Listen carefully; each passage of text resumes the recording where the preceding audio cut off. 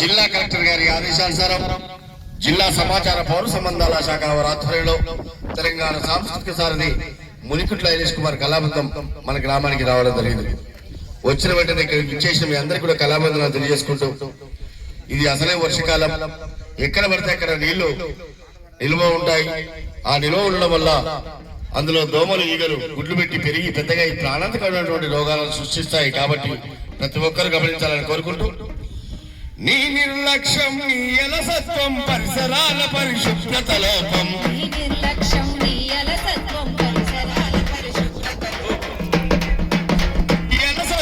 పరిసరాల పరిశుభ్రత లోపం